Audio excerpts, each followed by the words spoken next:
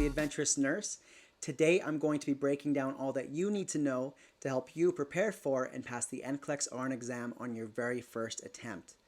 Now, the NCLEX is the entry to practice exam for nurses in many countries all across the world, including USA and in Canada. The wonderful part about the NCLEX is that it has never been so easy and accessible to write before, and it is now available at any Pearson VUE testing center in many countries all across the world, such as the Philippines, India, USA, Canada, and in many other locations. In this video description, I will include a link that will allow you to type in your location to find a testing center near you. As someone who has previously written and passed the NCLEX exam on my very first attempt and worked as an author writing NCLEX practice exams for a publisher in North America, I do have a great understanding of how the questions are designed and how they are written in such a way to test your knowledge and your understanding of key concepts and your problem-solving abilities. So help me help you, and let's begin. Tip number 1, purchase your NCLEX study material. I recommend buying one comprehensive review book and at least one practice question guide. There are a lot of great study guides available on Amazon or in e-format. I personally use the Saunders NCLEX-RN examination guide, read it once, and I passed the NCLEX on my very first attempt. The current edition is the 8th edition, and it is absolutely amazing. I do recommend using that one if you can. I also purchased the NCLEX-RN Mastery app, and I loved it. I found the questions to be almost identical to the exam itself. You can choose which categories or areas of focus that you want to address, and it provides very helpful rationale to all of the answers for the questions that you write. Tip number 2, make a study schedule. Plan your timeline. I do recommend planning for approximately 6 to 8 weeks of study time, depending on how much time that you're able to allocate each week. I would study for 5 days a week, 8 hours a day, and for 8 weeks. I saved my weekends for my family, friends, work, and I made time to relax and recharge the batteries, which is very important when preparing for a big exam like this one. You should also develop a detailed study plan. Once you establish your timeline, you can then take the number of chapters in your comprehensive guide and divide them up accordingly to the number of study days that you will have. But I do recommend blocking off 3 to 5 buffer days at the very end, dedicated solely for additional practice time, or to make up study time if you end up having to take a personal day or if you have sick days as well too. Tip number 3, know how to write and answer the NCLEX questions. This is very important. The NCLEX exam questions are designed to test how you would prioritize care, and as such, when choosing the answer or answers, you need to ask yourself, does this action immediately improve the patient-client safety?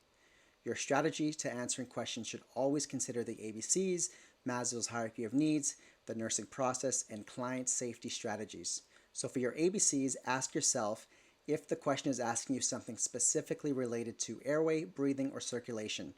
Airway problems or interventions to improve airway management are always the top priority. However, the airway is not always the answer because it's first.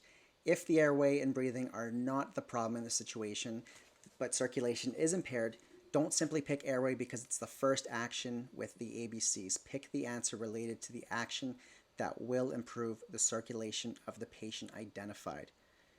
For Maslow's hierarchy of needs, you always want to start with number 1, of course, the physiological needs. So things related to breathing, food, water, and then you work your way up to safety and security needs. So employment, property, family stability, and then love and belonging. So friendship, family, intimacy, and then self-esteem, so confidence, achievement, and then finally self-actualization, so morality, creativity, and acceptance. Always address physiologic needs before anything else, including safety and security. If there is more than one problem presented in the situation, then you need to remember this. Physiologic problems come first. Always apply physiological needs over psychological needs. And then we want to focus on the nursing process. So you start with your nursing assessment, then your nursing diagnosis, planning, intervention, evaluation. Remember that assessment is always the first step, and it is always required to plan care and provide intervention. However, you need to recognize that if the assessment has already been done for the situation or scenario required, then you would move on down the nursing process to planning or intervening. And then you want to focus on client safety strategies. So focus on basic needs of the patient or the client. So this includes oxygen, fluids, or nutrition, reducing hazards that risk injury, so accidents or obstacles, and then reducing the risk of transmission of pathogens, so things like immunizations, sanitization, hand hygiene, And then you want to know the 7 medication rights. Tip number 4, practice, practice, practice, and then practice some more. The more you supplement your review with practice questions, reviewing the answer rationale each time, the more prepared you will be for the NCLEX exam. NCLEX practice question apps are great because they allow you to study anywhere and at any time. Tip number 5, plan your breaks and manage your stress. Plan to have study breaks each and every day. Whether you decide to go for a walk, grab a snack, go somewhere, sit down in the backyard and scroll Instagram, like some of Nurse Brennan's photos, etc., just make sure that you take some time for yourself. Self-care is so important, and if you're going to study for 6 to 8 weeks, you need to make that a priority. Tip number 6, preparing for exam day. This is very important.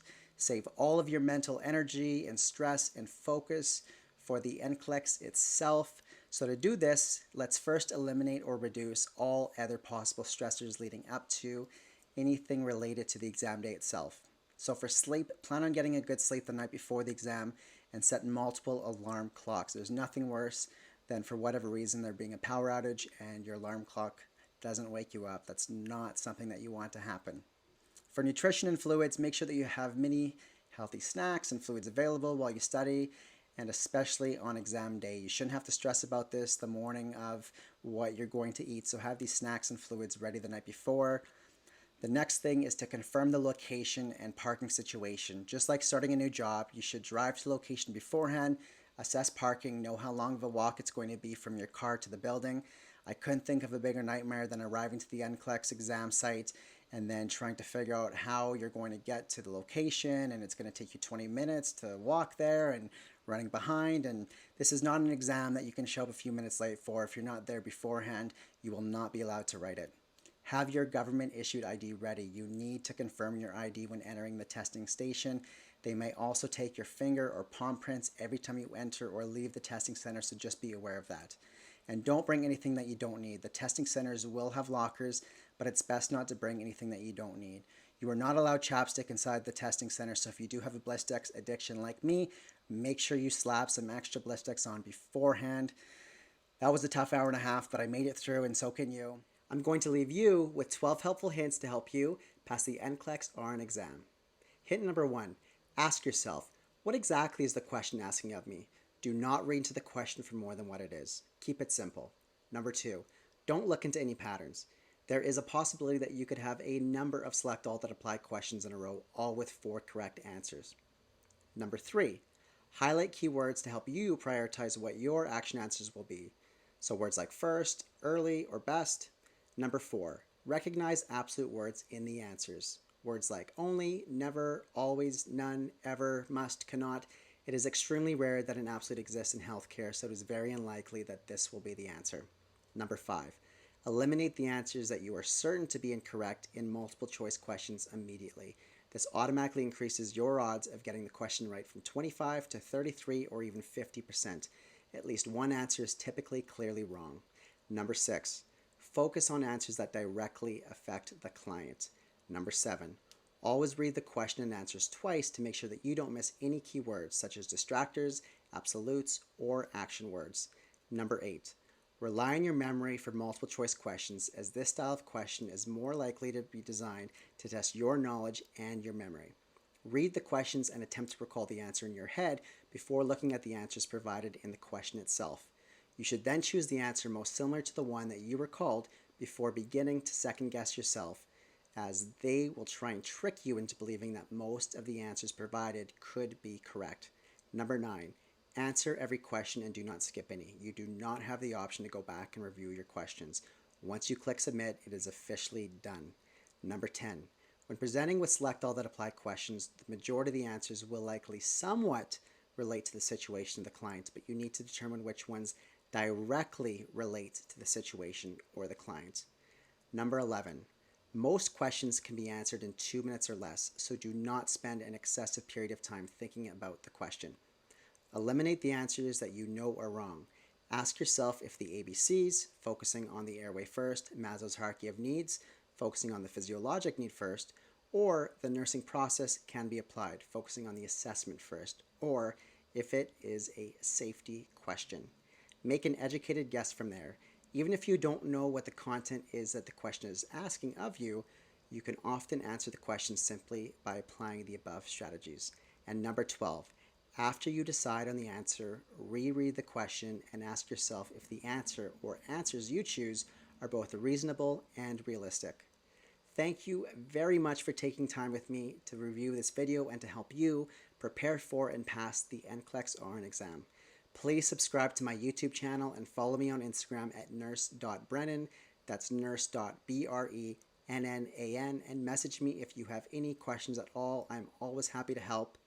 And if you are an international nurse looking to work in the USA, Canada, Australia, the UK, or New Zealand, please reach out to me, as I have a ton of resources in the Adventurous Nurse blog and on my Instagram to help support you in making your dreams come true.